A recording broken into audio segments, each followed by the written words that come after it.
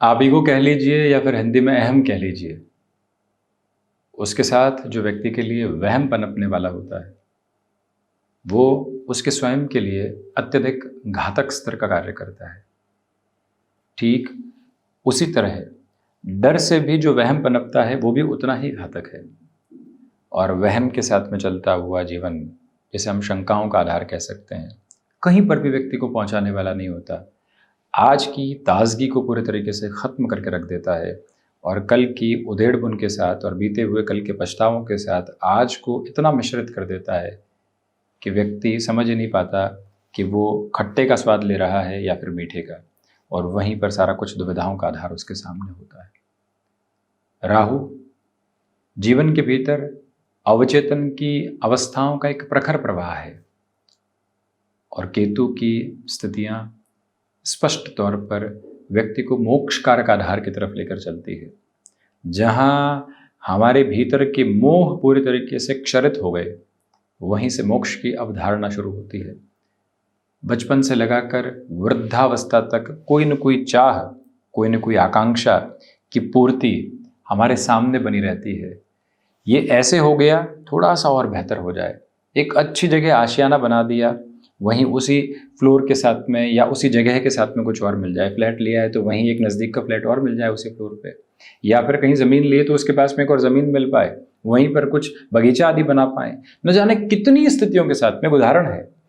ऐसी अवस्थाओं के साथ में चलता रहता है व्यक्ति। 5 डेज ए वीक है, इसके अलावा 4 डेज ए वीक की तरफ चल रहे कोई ऐसी ऑर्गेनाइजेशन हो तो और अधिक आनंद आ सकता है।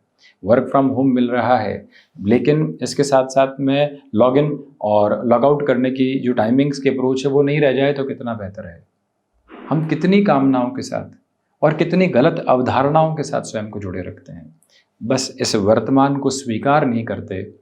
इसके अलावा सारी ही भाग दौड़ किए रहते हैं। ये कोई फिलॉसफी और व्यवहारिक पक्ष नहीं है, ये है ज्योतिषीय आधार राहु का। कई बार कहा जाता है कि आप सीधी वही बात कहिए जो सामने है और उसका आप कंक्लूजन बता दीजिए।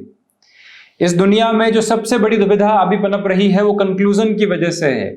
सुना कुछ और उसे क्षण के साथ में हम रिएक्ट करने वाले हो गए और वहीं से सारी की सारी गलतफहमियां निकलने लगती है।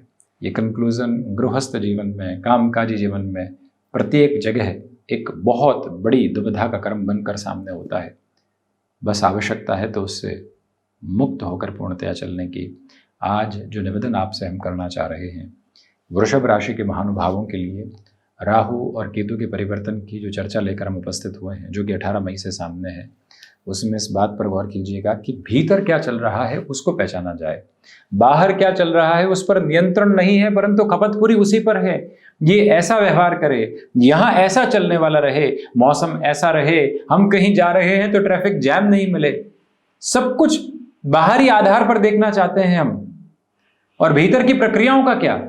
उन भीतर की प्रक्रियाओं में बहुत बड़ा शून्य निर्धारित करके हम आगे चल रहे हैं। बस यही राहु और केतु के परिवर्तन के साथ समझने की जरूरत रहती है।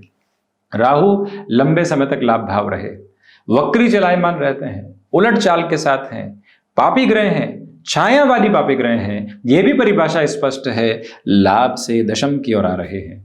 परंतु उत्तरोत्तर बलि केंद्र में किसी भी ग्रही व्यवस्था के परिणाम गलत हैं ही नहीं, क्योंकि ये कर्म की परिभाषा का आधार है और प्रत्येक ग्रही व्यवस्था के मूल में कर्म का ही अवलोकित क्रम है, जिसके साथ में व्यक्ति जुड़ता ही जुड़ता है।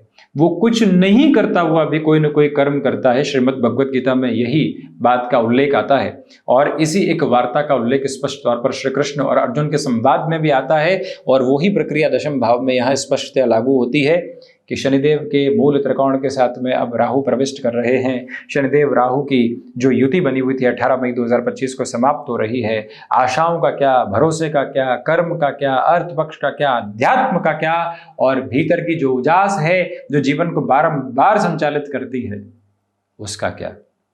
बस आप ये गौर कीजिएगा कि राहु जब 10th हाउस में हो तो व्यक्ति की भागदौड़ बढ़ती है, परंतु उसी भागदौड़ के साथ में वो खुद को कितना सिमेट्रिकल अप्रोच में लेकर चल रहा है, वो स्वयं को कितनी पॉजिटिविटी में लेकर चल रहा है। सबसे बड़ी डिपेंडेंसी इसी बात पर खोज कर चलने का प्रयत्न करना चाहिए। दशम भाव के राहु भय की वजह से भी व्यक्ति विशेष को भाग दौड़ देने वाले होते हैं। इस कर्म में इस वजह से भागो, उस कर्म में इस वजह से भागो, यहाँ से ये मिल सकता है इसलिए भागो, यहाँ से ये प्राप्त हो सकता है इसलिए भागो, नौकरी छूट सकती है इसलिए भागो, व्यापार के अंदर पिछड़ सकते हैं इसलिए भागो। राहु ऐसी भाग दौड़ देते हैं। परंतु जब व्यक्ति गहनता के साथ में कर्म की धारा को पकड़ लेता है तो फिर दुविधाओं में नहीं आता है। कभी आईटी इंडस्ट्री की शुरुआत हुई थी, कभी उसके पहले यांत्रिक विद्याओं का आधार था, उसके बाद में टेक्निकल बेस आया, आज की तारीख में एआई से भी आगे बढ़कर न जाने कितनी ही स्थितियां बारंबार नए से नए सिरों में आ रही है। परंतु जो व्यक्ति उस धारा के साथ में बह रहा है वो कहाँ अटका, जो व्यक्ति कर्म के साथ में बह रहा है वो कहाँ अटका। भटक सकता है परंतु उसी प्रमुख प्रवाह के साथ में पुनः लौट कर आने वाला होता है। ये तीव्रगामी उष्मा है इस समय की। तो राहु जब 10th हाउस के साथ में हो, आपको यहाँ पर किसी भी प्रोजेक्ट का इनिशियल बेस मिल रहा हो, कोई भी नए कामकाज की शुरुआत मिल रही हो, अपनी पूरी ऊर्जा को उस और आप सतत गतिशील क्रम के साथ में बनाकर रखने का प्रयत्न कीजिएगा। अंततोगत्वा एक प्रमुख बेहतरी के क्रम वहीं से आपके सामने निकल कर आते हैं। देखिए, चेंजेस की तरफ यदि आप जाना चाहते हैं तो एक ईजियर नोट के साथ में आप चेंजेस की पोजीशन को रेप्लिकेट करके आगे बढ़ने वाले हो सकते हैं, परंतु शांत चित्त भाव के साथ में चलिएगा। उथल पुथल से दूर हटकर, घुटन भरे वातावरण से दूर हटकर जीवन यात्रा को देखने की पूरी आवश्यकता है। दशम भाव के राहु की स्थितियां शनिदेव के मूल त्रिकोण में है, इसलिए आप ये गौर करें कि पिता के साथ में चलती हुई इस यात्रा के प्रखर प्रवाहित क्रम के साथ में यह स्पष्ट करके चलने की ज़रूरत रहेगी कि आप उनसे वैचारिक गतिरोध की स्थितियों से पूर्णतया मुक्त होकर आगे बढ़ने का प्रयत्न कीजिएगा। आप यहाँ पर उनके साथ किसी कामकाज में भी हैं या फिर घर परिवार के किसी भी महत्वपूर्ण सदस्य के साथ में कामकाज की यात्रा को देख भी रहे हैं, तब भी इसी बात को अपने भीतर तक अवलोकित करके चलने की ज़रूरत रहेगी कि हम शांत चित्त भाव के साथ में अभी समझने का प्रयत्न करेंगे स्थितियों को, क्योंकि एकादश के शनिदेव हैं, वहीं पर द्वितीय भावस्थ देवगुरु बृहस्पति हैं, धनागमन के साथ में वृद्धि है, वाणी आपकी प्रखर ऊर्जा लेकर आगे की ओर गतिमान है, परंतु इस समय का सार गर्भित सम्मान करते हुए आगे की ओर चलायमान होते चले जाना, ये जीवन की नव पूंजी और पूंजी है जिसको अपने साथ रखिएगा। केमिकल संबंधी कामकाज हो गया, विशेष तौर पर आप किसी रिसर्च संबंधी कामकाज में है, इससे भी हटकर बात करें, आप किसी भी क्रिएटिव फील्ड स्पेसिफिक में है, तब तो इस समय को आप बेहद शानदार तरीके से अपने साथ रख सकते हैं। कलम जिस व्यक्ति की चला करती है वो जानता है कि कल्पनाओं के साथ और जो उसने आसपास देखा है उसके मिश्रण के साथ में वो कलम चला करती है, और वो मिश्रण राहु बहुत गहनता के बोध के साथ में व्यक्ति विशेष को प्रदत्त करते चले जाते हैं। ऐसे क्षेत्रों के साथ में आपकी ऊष्मा, आपकी तीव्रकामिता, आपकी बेहतरी के पूरे प्रवाहमान क्रम साथ साथ चल रहे हैं, जहाँ से कहीं पर भी नकारात्मक होने की और दुविधाओं के संप्रेषण में रहकर चलने की आवश्यकता नहीं है। ये गौर कीजिएगा कि यहाँ जो खुद को मैनेज करके चलना होता है, डिसिप्लिन की अप्रोच रखनी होती है, उसमें कमी आ सकती है। अनुशासन की कड़ी को प्रत्येक घड़ी पकड़ कर रखिएगा तो आप देख लीजिएगा कि घड़ी घड़ी जो परेशानी निकल कर आती है उसके साथ में आप बिल्कुल भी नहीं होंगे, और यहाँ एक पूर्णता के प्रतिबिंब के साथ में जीवन यात्रा को लगातार आप आगे की तरफ बढ़ाने का कार्य कर सकते हैं। ये स्पष्टता दशम भावस्थ राहु के साथ में आप रखने का प्रयास करें।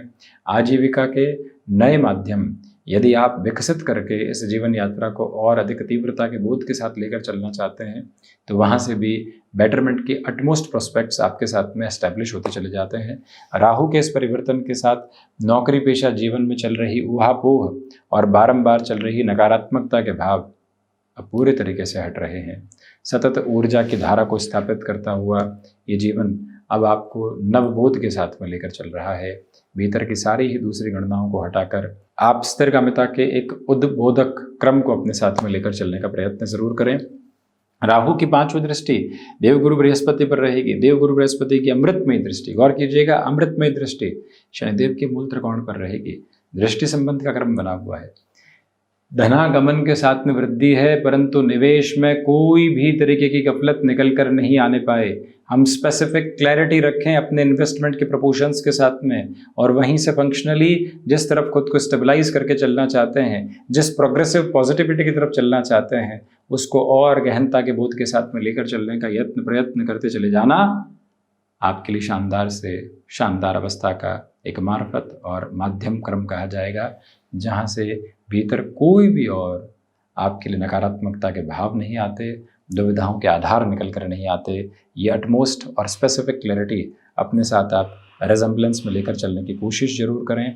हम बारंबार ये निवेदन करना चाहेंगे कि इस समय की कड़ी के साथ में बस वाणी पर नियंत्रण रखिएगा। कई बार व्यक्ति एक एग्रेसिव प्रोसेस के साथ होता है, उससे स्वयं को संभालें।